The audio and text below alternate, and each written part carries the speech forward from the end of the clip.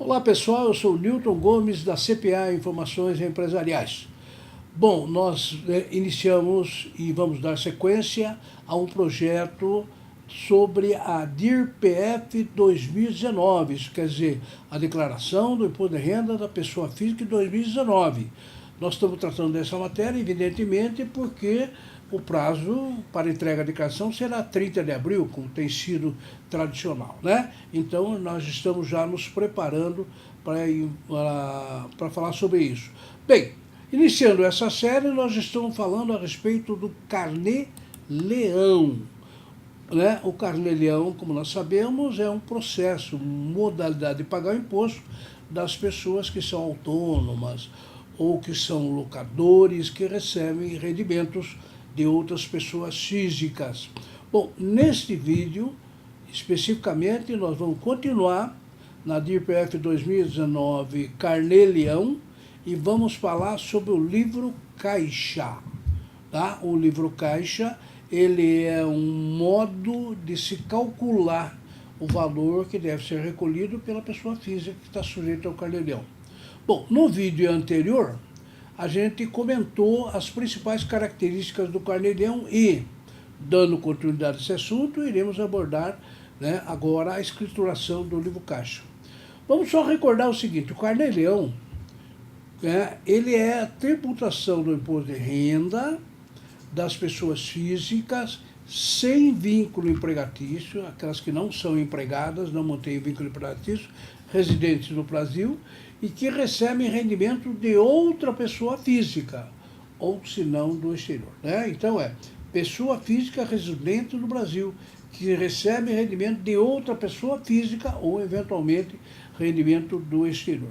Muito bem, então, o livro caixa é um método interessante de se calcular o valor que deva ser pago pela pessoa física que está sujeita ao Carnê-Leão.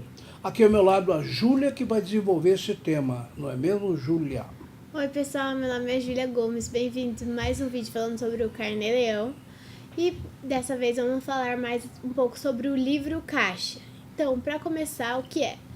O livro caixa é onde são relacionadas mensalmente as receitas e despesas relativas à prestação de serviços sem vínculo empregatício.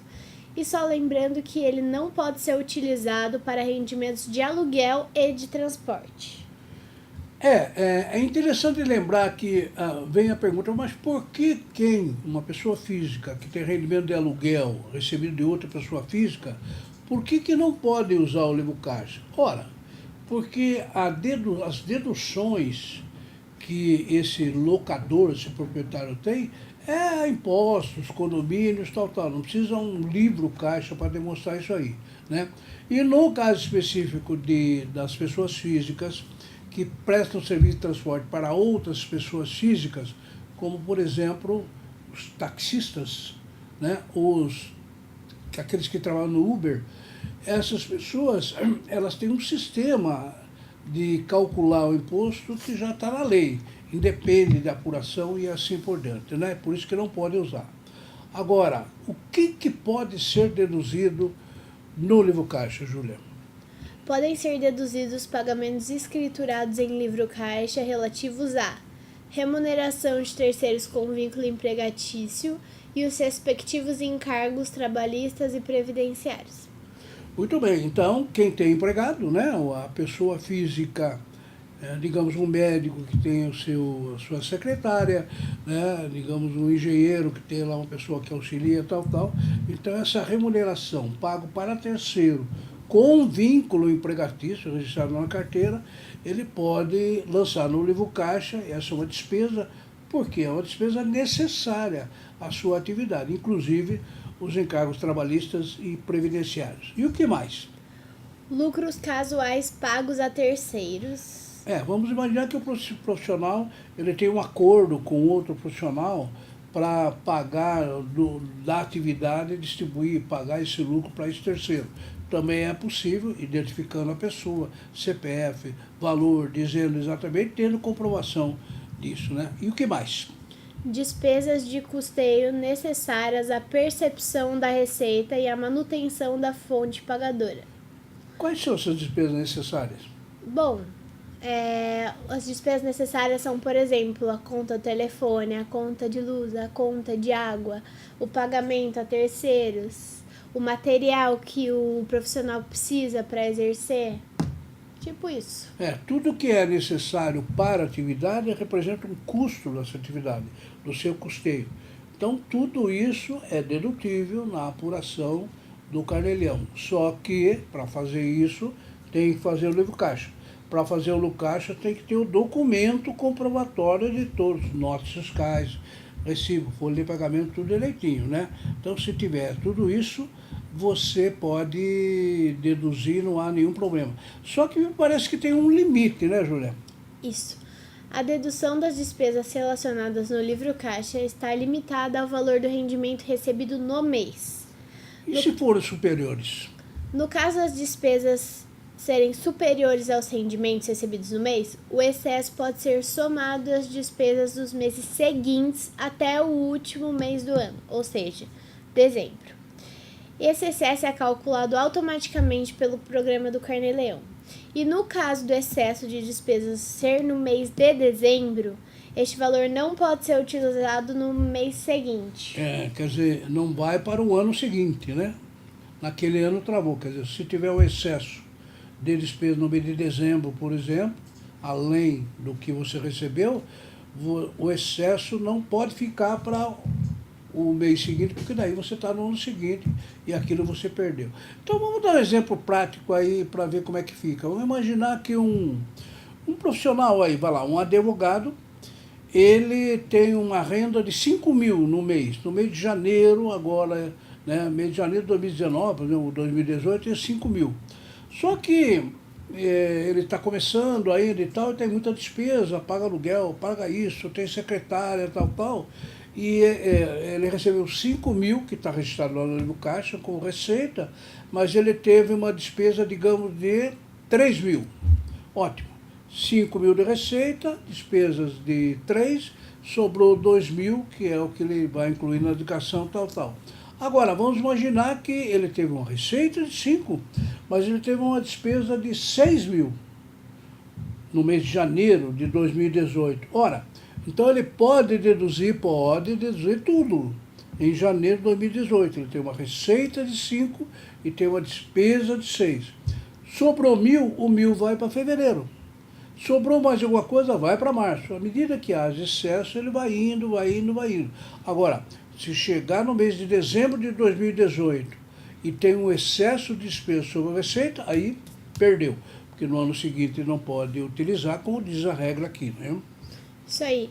E uma dúvida frequente é que, bom, por exemplo, se você esquece, né, de lançar, vamos ver aqui na tela, esqueci de lançar o pagamento que um cliente realizou há meses atrás. É possível retificar o Carnê-Leão?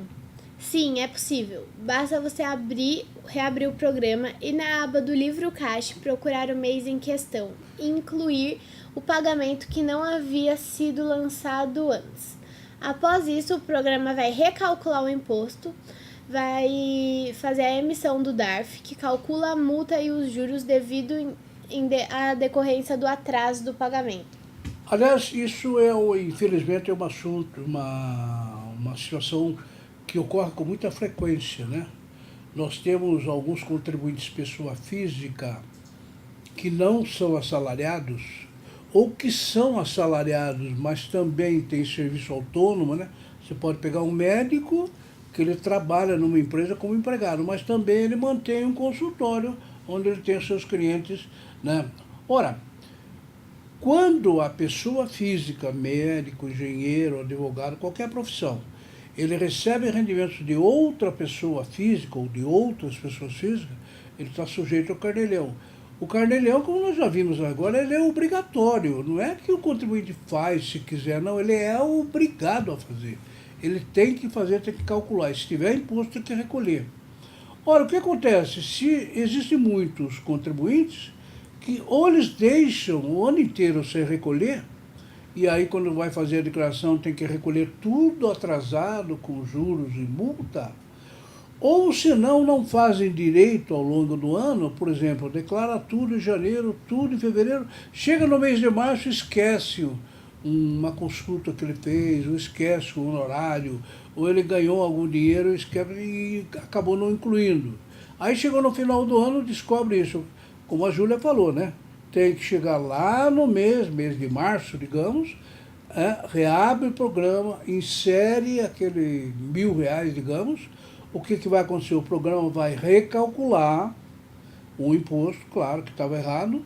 Aí, no programa do Sicalc, ele vai fazer cálculo de juros e multa.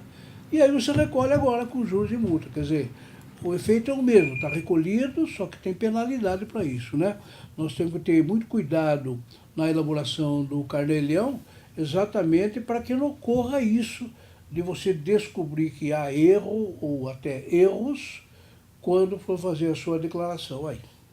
Isso aí, pessoal. Finalizando mais um vídeo falando sobre o Carnê-Leão, gostaria de lembrar vocês sobre o nosso blog da Reforma Tributária, que é reformatributária.netcpa.com.br, o site da CPA, netcpa.com.br. Sigam a gente nas nossas redes sociais, @netcpa. Se inscreve no nosso canal, ativa as notificações e curte esse vídeo. Até mais! Isso, a Júlia também falando que ela já está preparando um exemplo prático, né, de cálculo do Carnê-Leão e tal. Então eu imagino que no próximo vídeo ela vai apresentar um exemplo prático de como se calcula o Carnê-Leão em uma determinada situação. Espero vocês então no próximo vídeo. Muito obrigado.